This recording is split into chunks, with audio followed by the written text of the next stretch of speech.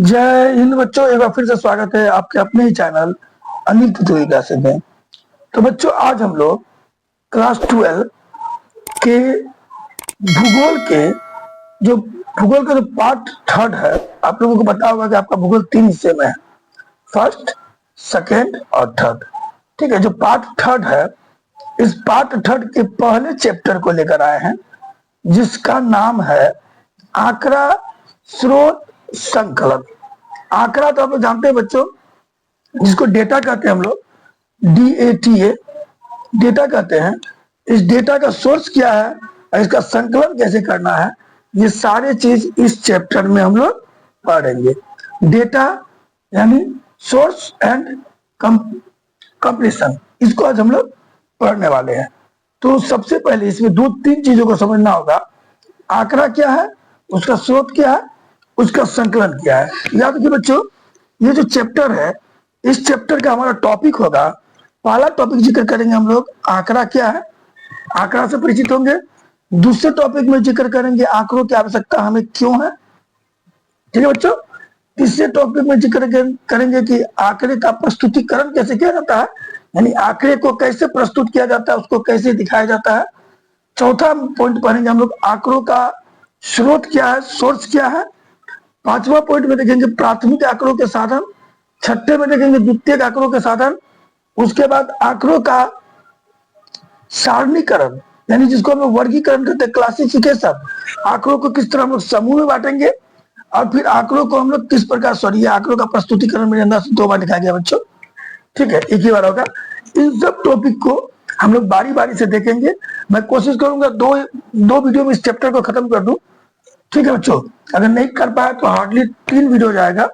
ये चैप्टर जो हम लोगों का होने वाला है, इसमें हम लोग सिर्फ एक्सप्लेन करेंगे इस चैप्टर के बारे में, इसमें चैप्टर के महत्वपूर्ण टॉपिक के बारे में। जैसे कि पहला टॉपिक हम लोग देखते हैं आंकड़ा क्या है। तो चलिए इस इंट्रोडक्शन चैप्टर का शुरू करते हैं, परिचय को शुरू करते हैं। परिचय में हम लोग पहले देखते हैं आंकड़ा क्या है, क्योंकि जब चैप्टर हम लोगों को आंकड़ा का पढ़ना है तो हम लोगों को आंकड़ा की जानकारी होनी चाहिए। आंकड़ा होता क्या है, इसके इंट्रोडक्शन को देख लेते बच्चों, यानी डेटा क्या होता है। तो देखिए, आंकड़ा जो है ना, न्यूमेरिकल फैक्ट है। ये न्यूमेरिकल नंबर, एक तरह का किसी चीज का नंबर बताना आंकड़ा कहलाता है। आप लोगों ने सुना होगा कि भारत की जनसंख्या, जैसे भारत की जनसंख्या आज हम लोग जान रहे 142 करोड़ के आसपास है। तो ये आंकड़ा होता है। भारत की जनसंख्या को अगर हम लोग दिखाते हैं 142 करोड़, एक नंबर में दिखाते हैं, जैसे सिर्फ जनसंख्या बोले तो ये आंकड़ा नहीं है, लेकिन जब उसकी संख्या को दिखाने लगे तो वो आंकड़ा कहलाता है बच्चों। यानी भारत मतलब किसी भी चीज को, जैसे आप लोग सुबह देखते होंगे टीवी वगैरह में दिखाता होगा मौसम का आंकड़ा। अगर आप लोग देखिएगा इलेक्शन के समय आपको दिखाएगा कौन सी पार्टी कितना सीट जीतती है, इसका आंकड़ा। जैसे मान लीजिए बीजेपी ने 300 सीट जीता, कांग्रेस ने 250 सीट जीता, या और कोई पार्टी ने कुछ सीटें दिखा, उसको जो नंबर के रूप में दिखाएगा तो उसके सामने अगर उसका नंबर लिख दीजिएगा तो वो डेटा यानी आंकड़ा कहलाएगा बच्चों। इस चीज को ध्यान रखिएगा। ठीक है, तो आंकड़ा का मतलब होता है न्यूमेरिकल फैक्ट्स, यानी संख्यात्मक तथ्य। आंकड़ा एक संख्यात्मक तथ्य है जो हमको किसी विषय की स्थिति को बताता है कि उस कंडीशन में, उस स्थिति में वह विषय जो है वह, उसका आंकड़ा क्या, उसका डाटा क्या है किसी विशेष समय। मान लीजिए, जिससे कहने का मतलब होता है बिहार की जनसंख्या को मैंने दिखाया है 12.7 करोड़ थी कब बच्चों, 2021 में। ठीक है, पटना में औसत वर्षा होती है कितनी, 1027 mm। ये आंकड़ा है बच्चों, ये बताता है कि पटना में 1027 mm वर्षा हो रही है। तो हमारे बगल में मोनिसराम है, असम। मोनिसराम में कितना सेंटीमीटर, ये mm में, ध्यान, सेंटीमीटर नहीं बच्चों, mm है। mm है जो लगभग आपको 102.7 सेंटीमीटर हो गया। ठीक है, मोनिसराम में हुई 1300 सेंटीमीटर के आसपास होता है, तो सबसे ज्यादा होता है, विश्व का सबसे ज्यादा वर्षा मोनिसराम में होता है। तो वो उसका आंकड़ा हो गया। यानी आंकड़ा तभी आप बता पाइएगा जब हम उसके सामने उसका न्यूमेरिकल नंबर को लिख दे।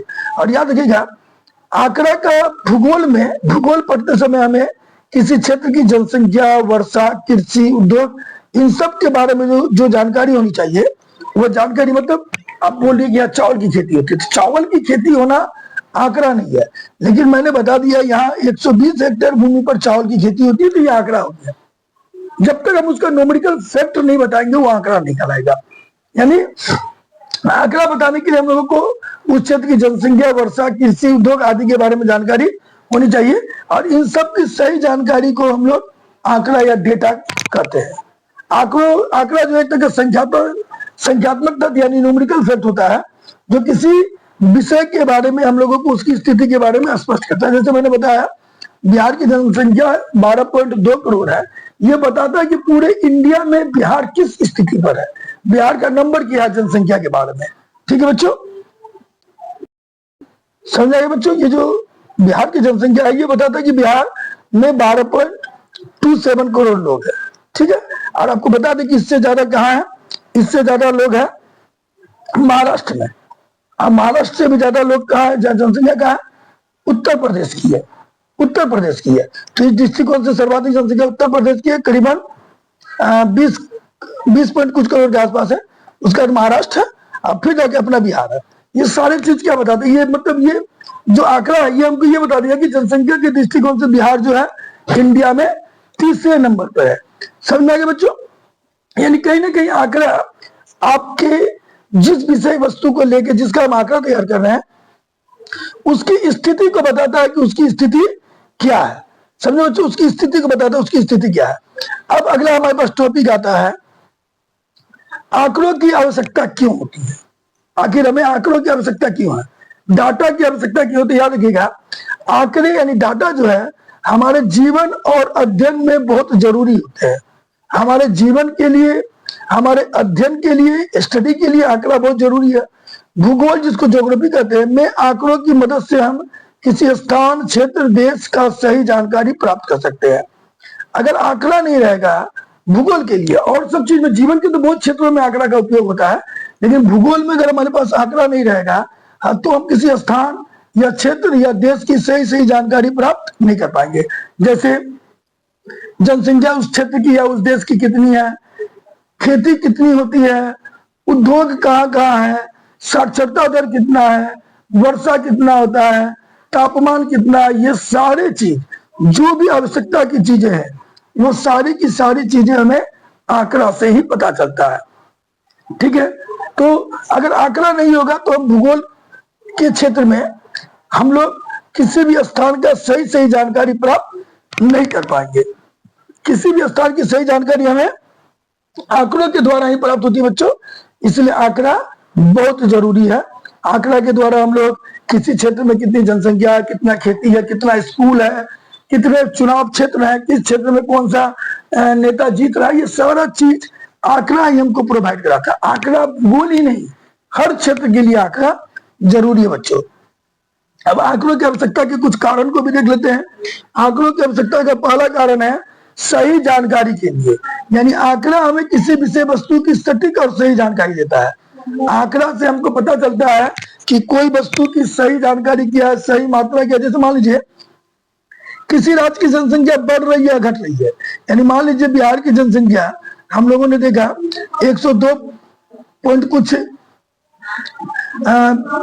सॉरी बिहार की जनसंख्या 12.7 करोड़ है लगभग 2021 में।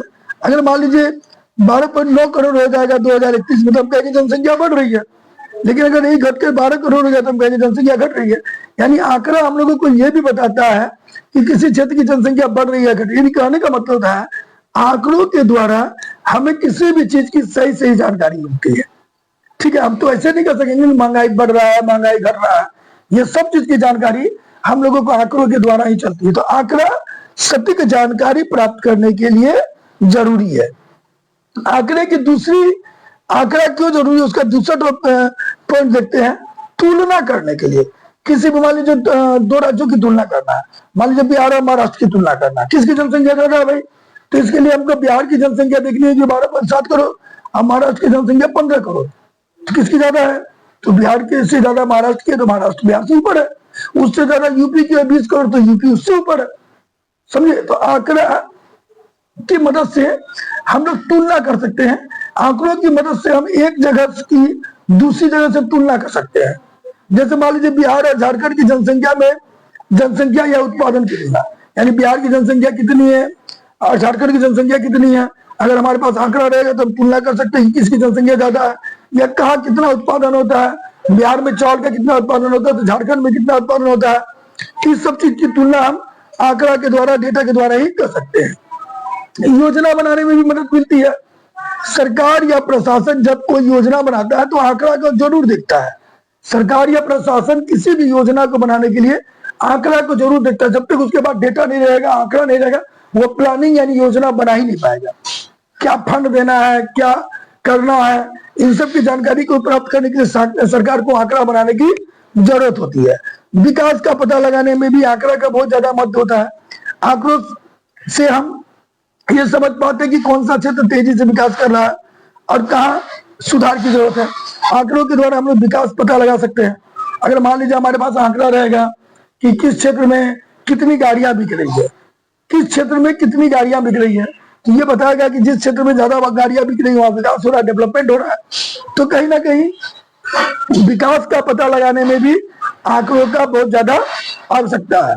और अगला भविष्य की योजना बनाने में, भविष्य की योजना बनाने में भी आंकड़ा का महत्व होता है, क्योंकि आंकड़ों के आधार पर ही हम भविष्य का अनुमान लगाते हैं और अनुमान लगा करके हम लोग अपना योजना बनाते हैं। क्योंकि हम लोग देख रहे हैं कि जिस गति से भारत की जनसंख्या बढ़ रही है, भारत की जनसंख्या जिस गति से बढ़ रही है, भारत की जनसंख्या जिस गति से बढ़ रही है, ठीक है, उस गति से उत्पादन संभव नहीं है, हम जान रहे हैं। इसलिए कहीं ना कहीं उत्पादन में सुधार लाने के लिए हम लोग योजना बना रहे हैं ताकि फसल उत्पादन बढ़े और कहीं ना कहीं सुधार हो और सभी जनसंख्या को भोजन मिल सके। और इसी आंकड़े का परिणाम हुआ कि हमारे देश में हरित क्रांति भी हुई। हरित क्रांति भी हुई। क्यों हुई हरित क्रांति? अगर मान लीजिए जितना अनाज पैदा होता उससे हमारी जनसंख्या का पेट पल जाता तो हम लोग हरित क्रांति क्यों नहीं करते? तो कहीं ना कहीं लोगों को समझ में आया कि जिस गति से जनसंख्या बढ़ रही है, जमीन घट रहा है, उत्पादन नहीं हो पाएगा, तो ज्यादा से ज्यादा अनाज पैदा करने की जरूरत है। तो लोगों ने दिमाग लगाना शुरू किया कि भविष्य में उस खतरे से बचा जा सके कि लोगों को अनाज ना मिले, लोग भूखे मरे, तो कहीं ना कहीं हम लोगों को क्रांति करने की जरूरत है। तो लोगों ने हरित क्रांति की शुरुआत की और उत्पादन को बढ़ाने के लिए फसल की किस्म में सुधार किया और बेहतर तरीके से कम भूमि में ज्यादा अनाज पैदा करने की नीति को अपनाया, जिसके कारण हम लोग फसल उत्पादन के क्षेत्र में सक्षम हुए और इतनी बड़ी आबादी का भोजन हम लोग पेट हम लोग पालने में सफल हो पाए। ठीक है बच्चों, तो इस तरह के आंकड़ा बहुत ज्यादा जरूरी है। ठीक है बच्चों,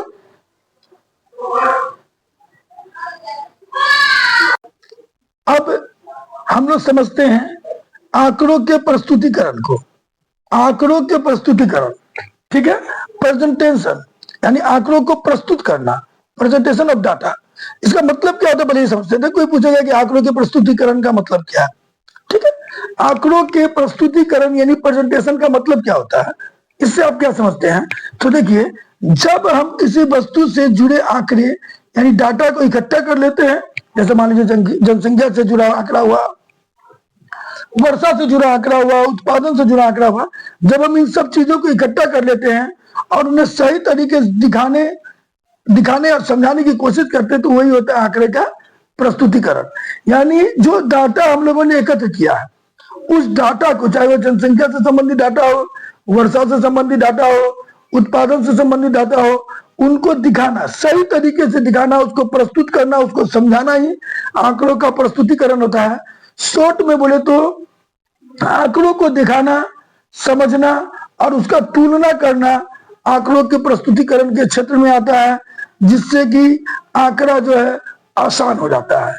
यानी हम साफ कर सकते हैं कि जब हम किसी विषय से जुड़े हुए डाटा को, किसी भी चीज से, किसी भी क्षेत्र से, किसी भी इलाके से जुड़े हुए डाटा को एकत्र करके, जैसे मान लीजिए जनसंख्या कितना है, कितना वर्षा हो रही है, कितना उत्पादन हो रहा है, इन सब चीजों को एकत्र करके सही ढंग से दिखाना और समझाना ही आंकड़ों का प्रस्तुतिकरण होता है। और इससे आंकड़ा को देखना, समझना और आंकड़ों का तुलना करना आसान हो जाता है। यानी अगर हम लोग किसी क्षेत्र के डाटा को, चाहे वो वर्षा हो, खेती हो, उत्पादन हो, तापमान हो, कोई भी चीज हो, उन सब चीजों को एकत्र करके उसको सही ढंग से दिखाना और समझाना ही आंकड़ों का प्रस्तुतिकरण कहलाता है बच्चों। और जिससे आंकड़ा को देखना और समझना आसान हो जाता है। तो ये आप लोगों को क्लियर हो गया कि हम लोग डेटा का प्रेजेंटेशन किसे कहेंगे बच्चों। ठीक है, अब हम लोग आते हैं आंकड़ों के प्रस्तुतिकरण का तरीका क्या क्या है। आंकड़ों को हम लोग किस तरह प्रस्तुत कर सकते हैं? तो आंकड़ों को प्रस्तुत करने का पहला तरीका है बच्चों, मौखिक प्रस्तुतीकरण, वर्बल प्रेजेंटेशन, यानी मुंह से बोल के। यानी जब हम आंकड़ों को शब्दों से समझाते हैं तो उसे मौखिक प्रस्तुतीकरण कहते हैं। जैसे हम किसी को बोल दें कि बिहार की जनसंख्या पिछले 10 वर्षों में 20% बढ़ी है। मैंने सिर्फ मौखिक बोला कि बिहार की जनसंख्या पिछले 10 वर्षों में 20% बढ़ी है, कोई डेटा नहीं दिया हम लोगों ने, सिर्फ बोल दिया। तो मौखिक समझाने की क्रिया को हम लोग कहेंगे मौखिक प्रस्तुतिकरण, शब्दों के द्वारा समझाने की क्रिया को कहेंगे मौखिक प्रस्तुतिकरण। और इसका फायदा क्या होता है? ये समझने में आसान होता है। अगर हम किसी को मौखिक प्रस्तुतिकरण समझाते हैं, आंकड़ा बताते हैं, समझा करके बताते हैं, समझना आसान होता है और सटीक तुलना मुश्किल होती है। ये 20% मेरा 19.8 भी हो सकता है, हाँ, या 22.2 भी हो सकता है, 20.2 भी हो सकता है। यानी कहीं ना कहीं जो मौखिक प्रस्तुतिकरण होता है, वर्बल प्रेजेंटेशन होता है, इसको हम लोग शब्दों के द्वारा समझाने की कोशिश तो करते हैं, लेकिन ये बात जो है समझने में भले आसान लगे, लेकिन इसका सटीक तुलना मुश्किल होता है, क्योंकि हो सकता है कि जो हम समझा रहे हैं वह बिल्कुल सटीक, पूर्ण रूप से सटीक ना हो, उसमें कहीं ना कहीं कुछ ना कुछ कमी हो। ठीक है बच्चों, अगला चीज देखते हैं। अगला चीज होता है, अगला जो पॉइंट है उसका सारणीबद्ध प्रस्तुतिकरण। ठीक है, टेबुलर प्रेजेंटेशन। सारणीबद्ध मतलब टेबल के रूप में, तो इसको हम लोग टेबुलर प्रेजेंटेशन भी कहते हैं। यानी जब हम आंकड़ों को तालिका के रूप में दिखाते हैं, एक सारणी के रूप में दिखाते हैं, जैसे कि मैंने ये सारणी बनाया है। ठीक है, 2001 में जनसंख्या कितनी थी? 819 लाख थी, और 2011 में 10,041 लाख होगी किसी भी क्षेत्र की जनसंख्या को।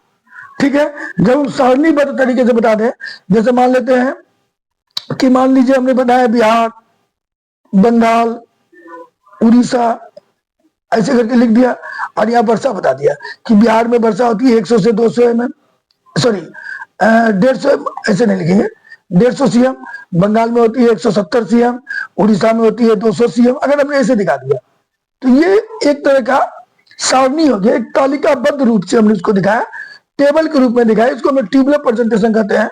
ठीक है, और इसी को हम सारणीबद्ध यानी स्तंभ और पंक्ति के रूप में दिखाना।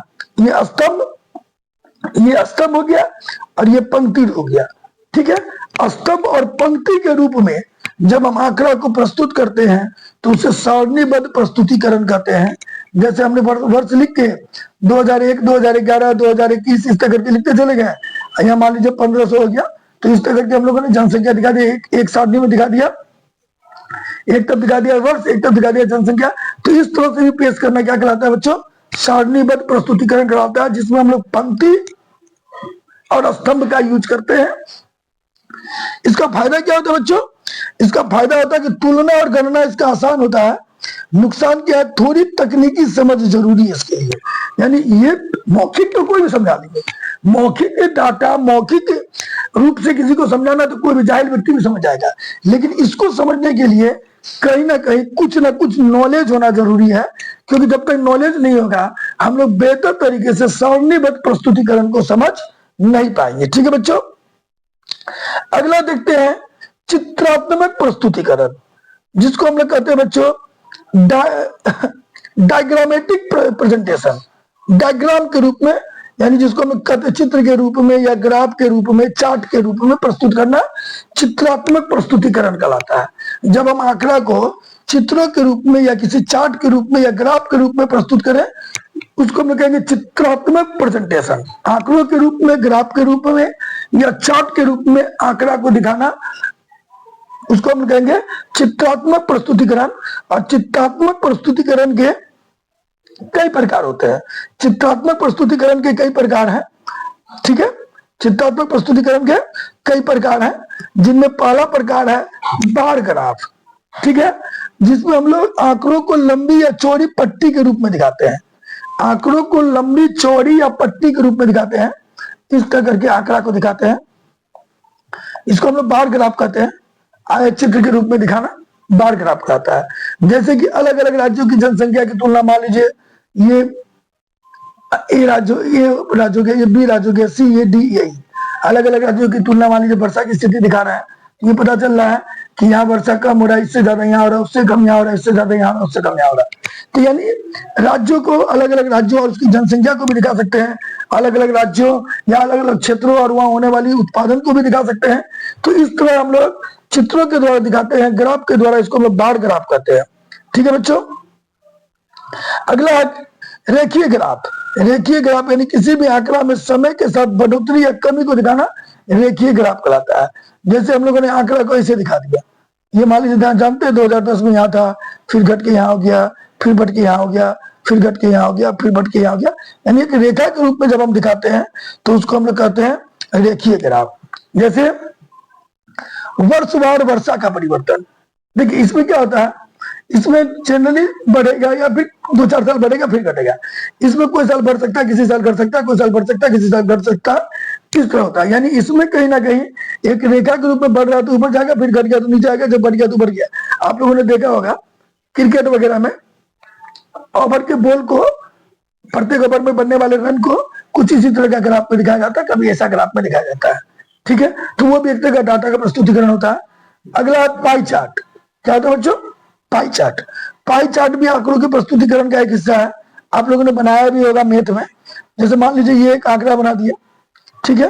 अब यहाँ पर मान लीजिए किसी एरिया में कृषि के अंतर्गत भूमि इतना है, ठीक है, और सड़क के अंतर्गत भूमि इतना है, इंडस्ट्री के अंतर्गत भूमि इतना है, ठीक है, भवन के अंतर्गत भूमि इतना, इस तरह करके दिखा सकते हैं।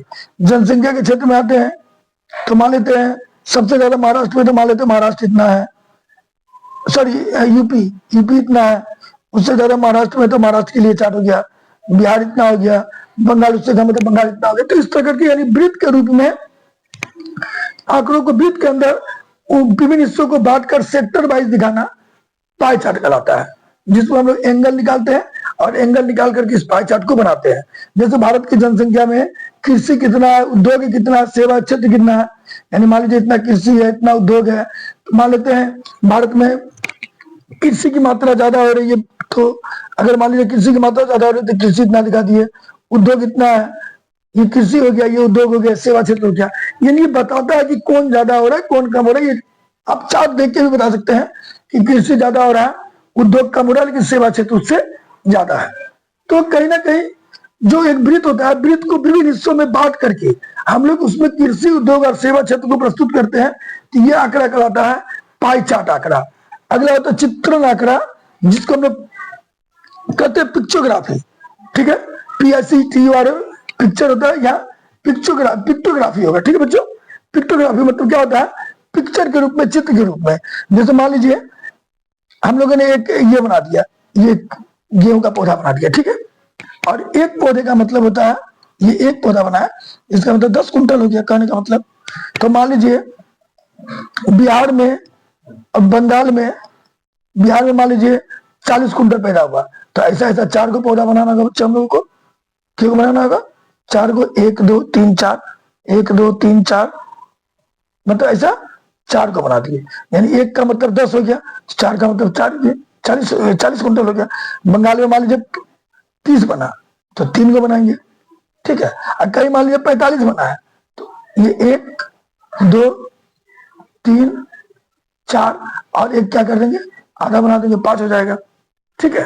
तो इस तरह करके हम लोग चित्र के द्वारा, इसको हम लोग चित्र चित्रण भी कहते हैं, ठीक है, या हम लोग कह सकते हैं चित्र के द्वारा प्रस्तुतिकरण, लेखा चित्र भी कह सकते हैं इसको हम लोग, लेखा चित्र।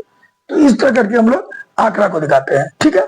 एक तो हो गया आयत चार्ट, एक हो गया आप लोगों को पहला नंबर बार ग्राफ, जिसको हम लोग आयत चित्र के नाम से भी जानते हैं। दूसरा कि रेखीय ग्राफ, इसमें आपको बॉक्स बनता है, इसमें आपको रेखा खींचा जाता है, इसमें वृत्त के द्वारा दिखाते हैं, और इसमें हम लोग चित्रों के द्वारा दिखा देते हैं, ठीक है। तो ये चित्र चित्रण हो गया, ठीक है।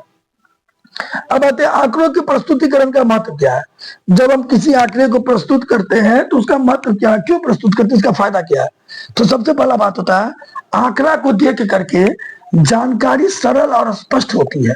जब हम किसी आंकड़ा को देखते हैं बच्चों, तो किसी भी चीज की जानकारी हम लोगों को सरल रूप से, आसानी से मिल जाती है। तुलना करने में सुविधा होती है कि किस क्षेत्र में ज्यादा है, किस क्षेत्र में कम है, ठीक है।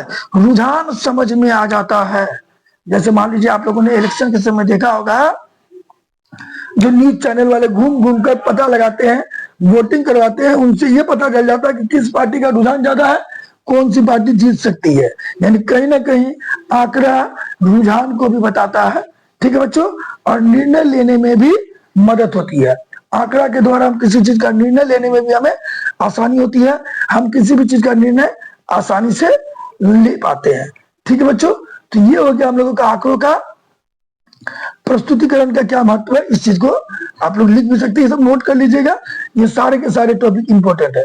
अब कुछ हम बातें याद रखते हैं, कुछ बातें याद रखते हैं जो हम लोगों ने पढ़ा, संक्षेप में इन बातों को याद रखते हैं। ठीक है, और तरीका क्या, उदाहरण समझ लेते हैं।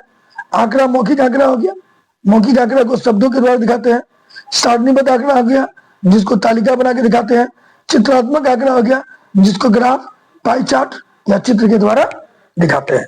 ग्राफ में दो हो गया, बार ग्राफ और सरलेखीय ग्राफ आ गया। ठीक है, तो आंकड़ों का सही प्रस्तुतिकरण भूगोल अध्ययन के लिए महत्वपूर्ण है। भूगोल के अध्ययन के लिए आंकड़ों का सही प्रस्तुतिकरण महत्वपूर्ण है।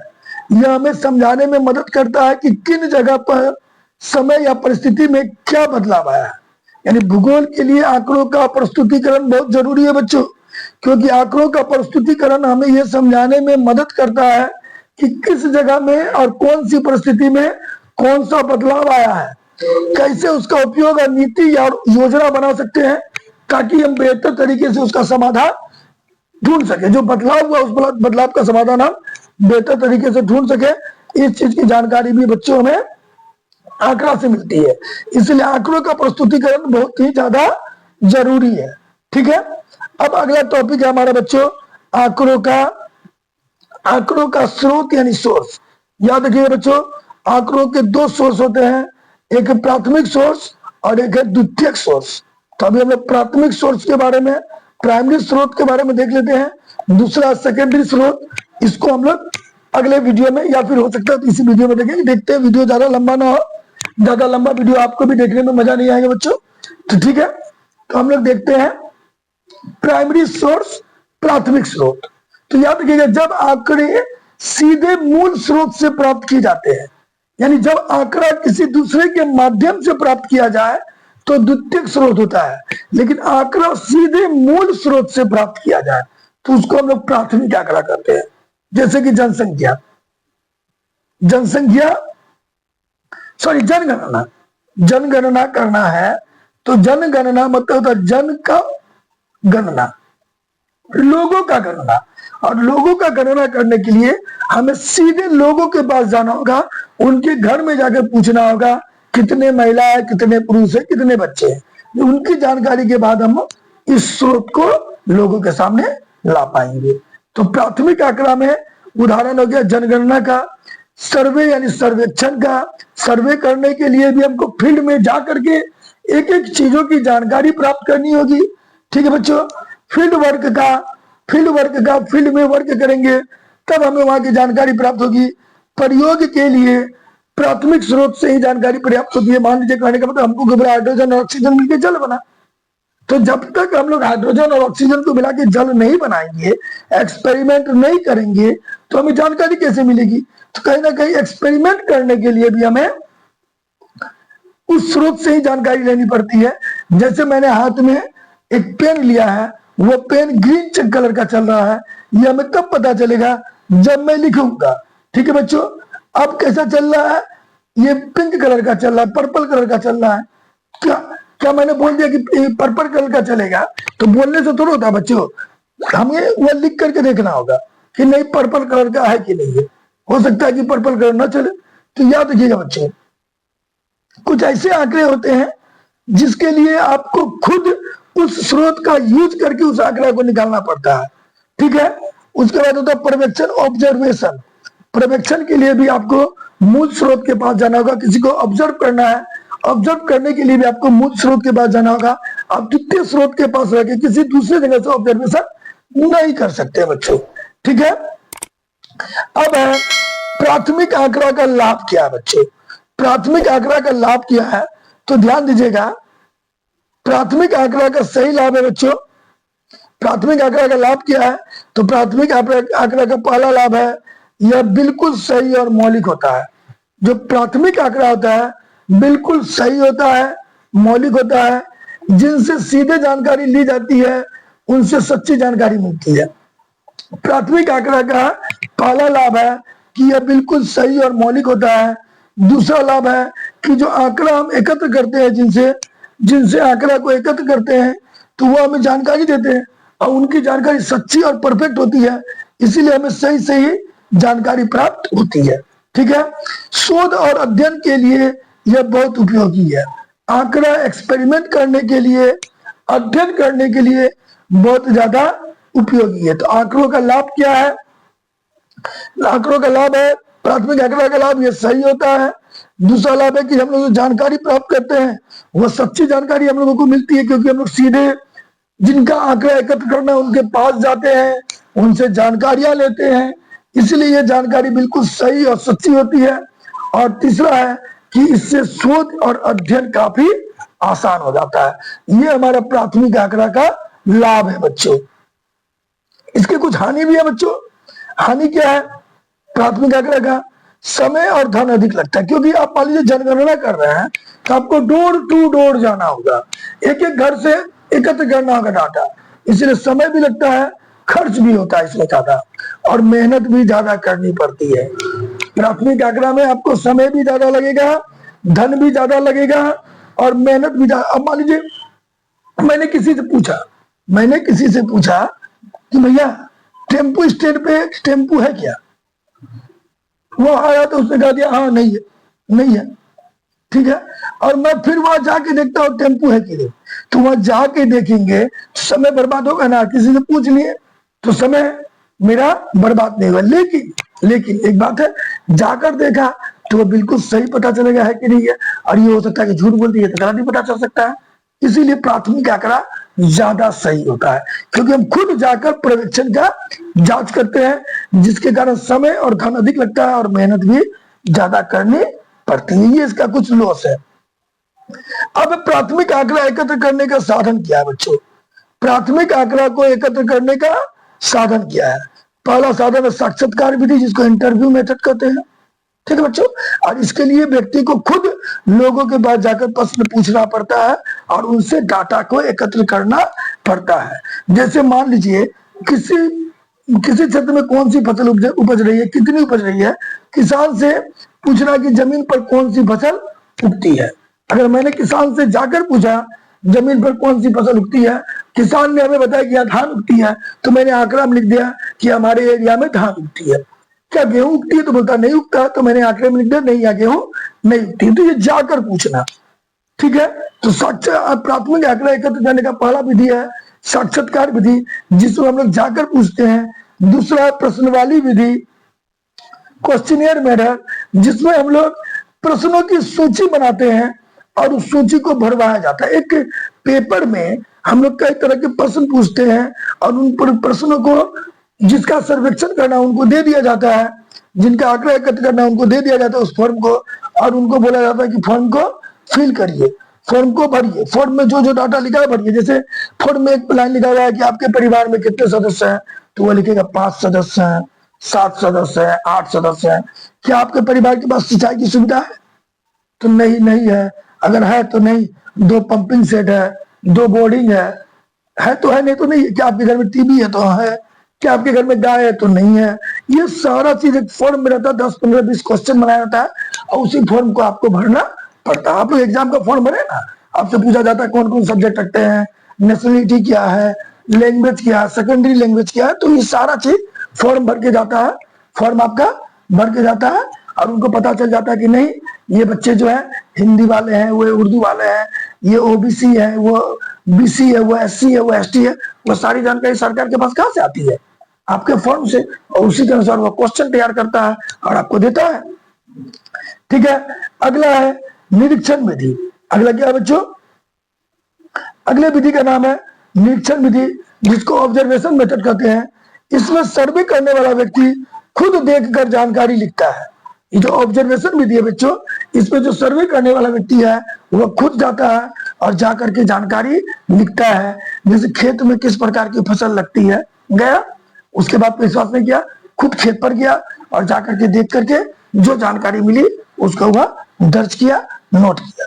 ठीक है बच्चों, डाक या ऑनलाइन सर्वे भी होता है, जिसको मेल के द्वारा या ऑनलाइन सर्वे भी कहते हैं बच्चों। डाक के द्वारा भी होता है, ऑनलाइन सर्वे भी होता है बच्चों। क्या क्या जाता है, आजकल तो इंटरनेट का युग है, तो डाक के माध्यम से भी जानकारी भेजी जाती है। जनगणना विभाग को ऑनलाइन फॉर्म, अगर आपके पास फुर्सत नहीं है तो आप लोग ऑनलाइन फॉर्म मिलता है, उस फॉर्म को भरिए, आप भर करके मेल कर दीजिए और उसी के अनुसार सरकार सर्वे कर लेती है। ठीक है बच्चों, अगला है बच्चों अनुभव या प्रयोग विधि, एक्सपेरिमेंटल मेथड। जब किसी चीज को आजमा करके या प्रयोग करके जानकारी ली जाती है तो उसको हम लोग कहते हैं अनुभव या प्रयोग विधि। जैसे मान लीजिए मिट्टी की जांच करके उसकी उर्वरा शक्ति का आंकड़ा तैयार करना।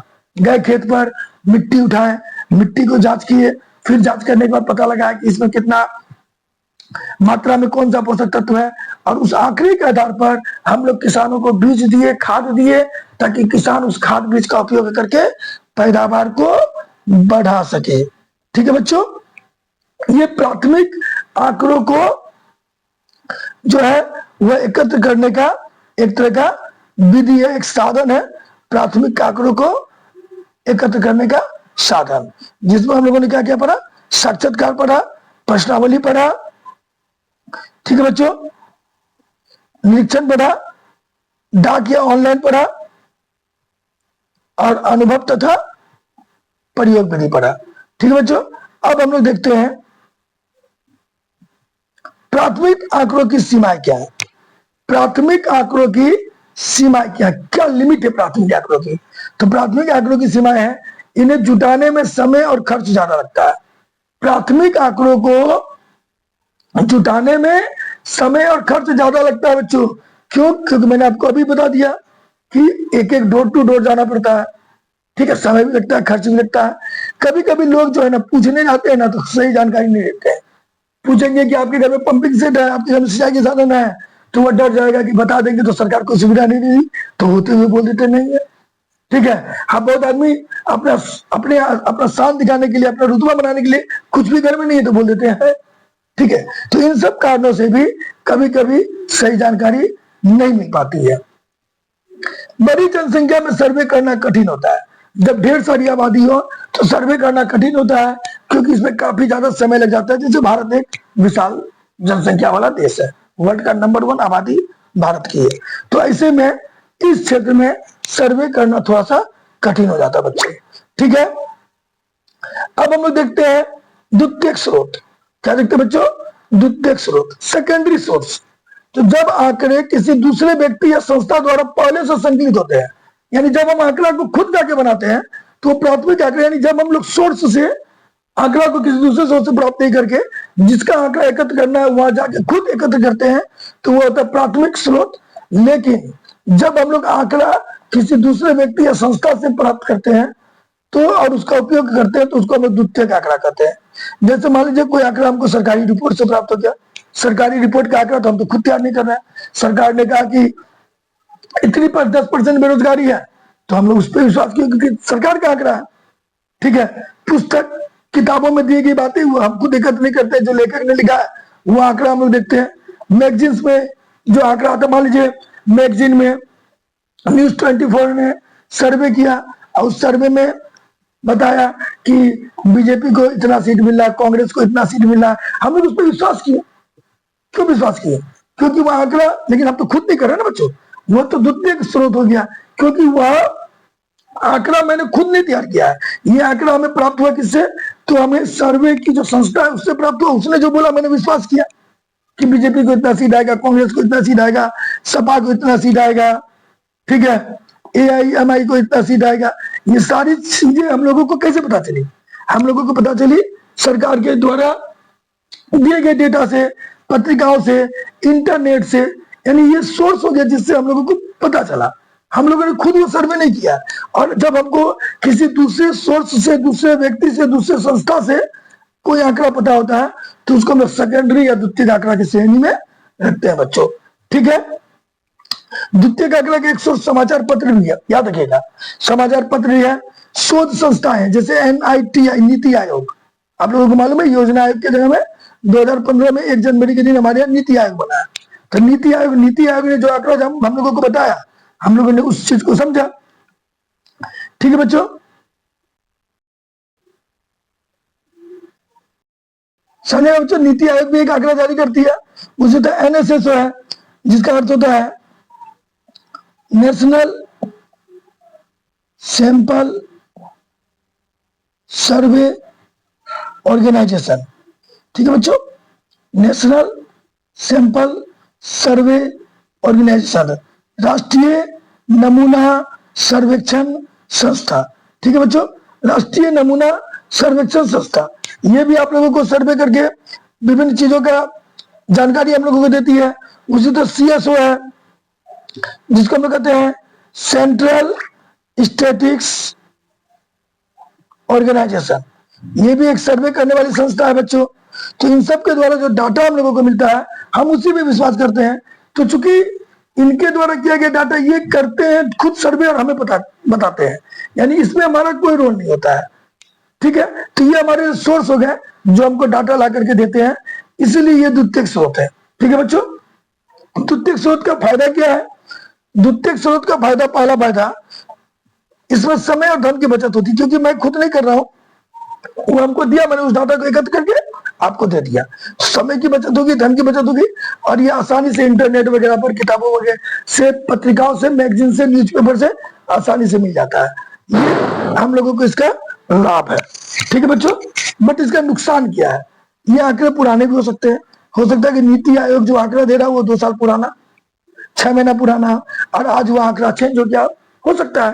तो ये आंकड़े पुराने भी हो सकते हैं, और ये सटीक नहीं भी होते हैं, क्योंकि वो तो भैया उनको सिर्फ आंकड़ा जारी करना है। आप लोगों को तो मालूम है सरकारी रिपोर्ट कभी कभी कितना गलत आ जाता है, उनको तो सिर्फ आंकड़ा जारी करना है, लोगों के सामने जारी करके दे दिए। हो सकता है वो रिपोर्ट सटीक ना हो, गलत भी, तो कहीं ना कहीं ये इसका लॉस है। ठीक है बच्चों, अब द्वितीयक आंकड़ों के स्रोत क्या है? द्वितीयक आंकड़े हमें प्राप्त किससे होते हैं? तो द्वितीयक आंकड़े का पहला स्रोत है सरकारी स्रोत, गवर्नमेंटल सोर्स, यानी सरकार द्वारा समय समय पर प्रकाशित आंकड़े सबसे विश्वसनीय माने जाते हैं। सरकार जो समय समय पर आंकड़ा देता है वह विश्वसनीय माना जाता है। तो द्वितीयक आंकड़े के स्रोत होते हैं सरकारी स्रोत और गैर सरकारी स्रोत। सरकार द्वारा दिया गया आंकड़ा हो गया सरकारी स्रोत, जैसे कि मान लीजिए सरकार हम लोगों को आंकड़ा देता है, जैसे जनगणना विभाग गणना की आंकड़ा देता है, NSSO जो हम लोगों को सैंपल यानी किसी भी चीज की गुणवत्ता का आंकड़ा हम लोगों को देता है। ठीक है बच्चों, उसी तरह ISI, CSO, आर्थिक सर्वेक्षण संगठन, तो विभिन्न प्रकार के मंत्रालय, कृषि मंत्रालय कृषि की जानकारी देता है, शिक्षा मंत्रालय शिक्षा की जानकारी देता है। तो सरकार द्वारा समय समय पर आंकड़े जारी किए जाते हैं। तो सरकार द्वारा जो आंकड़े जारी किए जाते हैं बच्चों, वो सरकारी स्रोत होते हैं। दूसरा होता है गैर सरकारी स्रोत। ठीक है बच्चों, क्या होता है गैर सरकारी स्रोत? ठीक है, नॉन गवर्नमेंटल ऑर्गेनाइजेशन, ये निजी संस्थाओं द्वारा या कंपनियों द्वारा जो डाटा एकत्र किया जाता है, जो आंकड़ा एकत्र किया जाता है, उसको जारी करते हैं। निजी संस्थाएं, जो प्राइवेट कंपनियां होती है, उनके द्वारा जो डाटा एकत्र किए जाते हैं वह गैर सरकारी स्रोत होते हैं। यानी कहने का मतलब हो गया इसमें गवर्नमेंट का कोई रोल नहीं है, सरकारी यानी प्राइवेट संस्थाएं इन आंकड़ों को जारी करती है। ठीक है बच्चों, और इन आंकड़ों का उदाहरण क्या क्या है? इन आंकड़ों का उदाहरण है रिसर्च संस्था NCAER, ठीक है बच्चों, और CMI, ये कुछ संस्थाएं हैं जो गैर सरकारी संस्थाएं। ठीक है बच्चों, NCEAR, ठीक है, ये भी एक रिसर्च संस्था है जिसका फुल फॉर्म होता है national council of applied economics research. ठीक है, और अगला है CMIE, जिसका फुल फॉर्म होता है central for monitoring Indian economy. ठीक है, तो ये सब कुछ संस्थाएं हैं जो अपना आंकड़ा जारी करती है, और इकोनॉमी के क्षेत्र में हुआ, व्यापार के क्षेत्र में हुआ, उद्योग और व्यापार संघ भी अपना आंकड़ा जारी करती है, बैंक और वित्तीय कंपनियां भी अपना आंकड़ा जारी करती है, सामाजिक संगठन एनजीओ भी अपना आंकड़ा जारी करता है।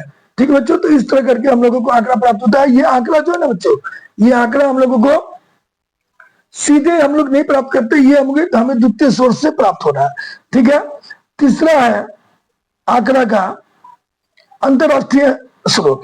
कुछ आंकड़े जो होते हैं, कुछ आंकड़े ऐसे भी होते हैं जो हम लोगों को विश्व स्तर पर जानकारी प्राप्त करने के लिए, जो आंकड़े होते हैं जो वैश्विक स्तर पर जानकारी देते हैं, उसको हम लोग अंतरराष्ट्रीय स्रोत कहते हैं, यानी अंतरराष्ट्रीय संस्थाओं के द्वारा, इंटरनेशनल जो ऑर्गेनाइजेशन है उनके द्वारा जो आंकड़ा जारी किया जाता है उसको हम लोग अंतरराष्ट्रीय सोर्स यानी इंटरनेशनल सोर्स के नाम से भी जानते हैं। जैसे कि मान लीजिए यूएनओ ने आंकड़ा जारी किया, वर्ल्ड बैंक ने आंकड़ा जारी किया, आईएमएफ इंटरनेशनल मनी फंड ने आंकड़ा जारी किया, वर्ल्ड हेल्थ ऑर्गेनाइजेशन डब्ल्यूएचओ ने अपना आंकड़ा जारी किया। तो इन सब के द्वारा जो आंकड़ा जारी किया जाता है वो अंतरराष्ट्रीय आंकड़ा कहलाता है। हालांकि आपका इसका ज्यादा विशेष महत्व नहीं है, आपको प्राथमिक और द्वितीय आंकड़ा को ही ध्यान में रखना है। ठीक है, ये तो हम लोगों ने अभी शायद पढ़ लिया। द्वितीय आंकड़ा के लाभ, समय और धन का बचत होता है, आंकड़ा उपलब्ध होता है आसान होता है उपलब्ध कराने में, और तुलना करने में भी उपयोगी होता है। लेकिन द्वितीय का आंकड़ा की कुछ लिमिटेशन है, कुछ सीमाएं हैं। कभी कभी ये पुराने या अधूरे होते हैं, क्योंकि जो आंकड़ा हमारे पास आता है हो सकता है कि वो आंकड़ा 2 महीना 4 महीना साल भर का पुराना आंकड़ा हो और सही आंकड़ा ना हो। ठीक है, और उद्देश्य अलग होने से उपयोग सीमित हो जाते हैं। क्योंकि मान लीजिए अगर कोई अपना सेंस के अनुसार आंकड़ा तैयार करता है, उसके सेंस में या उसके सोच अगर कुछ, मान लीजिए एक कवि है, ठीक है, कवि को आप किसी क्षेत्र का बिजनेस वगैरह का या आंकड़ा वगैरह कोई भी चीज एकत्र करने दीजिएगा तो वो उन व्यक्तियों से ज्यादा वेट करेगा जो उनकी सोच से मिलते हो। अगर आप एक बिजनेसमैन को नेता बना देते हैं बच्चों, तो वो व्यापार में ज्यादा समय देगा, पॉलिटिक्स में ज्यादा समय नहीं देगा। व्यापार की नीतियां ज्यादा बनाएगा, पॉलिटिक्स की नीतियां कम बनाएगा। तो वो अपना अपना सोच पे डिपेंड करता है। तो आंकड़े का सर्वेक्षण करने वाले का सोच क्या है, ये भी हो सकता है कि वो अपने सोच से आंकड़ा तैयार किया हो और आपके सोच से वो आंकड़ा अलग भी हो सकता है। ठीक है बच्चों, अगला है विश्वसनीयता और जांच की आवश्यकता होती है। इन आंकड़ों को, क्योंकि ये आंकड़ा तो आप खुद नहीं बनाया है, इन आंकड़ों को किसी दूसरे ने जारी किया है, इसलिए इस आंकड़ों को सही ढंग से विश्वास करने के लिए जांच करने की जरूरत होती है। द्वितीयक आंकड़े भले ही किसी के द्वारा तैयार किए गए हो, लेकिन अगर इन्हें सावधानी से चुना जाए तो हमारे अध्ययन में काफी ज्यादा उपयोगी सिद्ध होते हैं, हमारा समय भी बचाते हैं, धन भी बचाते हैं। बस यही है कि हमें जो आंकड़ा एकत्र करना है वह सही आदमी से एकत्र करना, सही संस्था से एकत्र करना बच्चे। ठीक है, तो इस प्रकार आंकड़ों के बारे में पढ़े। अभी बहुत सारी चीजें हैं जो इस वीडियो में मैं नहीं करा पाऊंगा, वीडियो काफी लंबा हो रहा है बच्चों। इन सब चीजों को मैं आपको अगले वीडियो में प्रोवाइड करा दूंगा बच्चों। इसी के साथ हमारा ये वीडियो समाप्त होता है। अगर हमारा वीडियो अच्छा लगा हो तो हमारे चैनल को सब्सक्राइब, वीडियो को लाइक और शेयर कर दीजिए बच्चों। जय हिंद, जय भारत।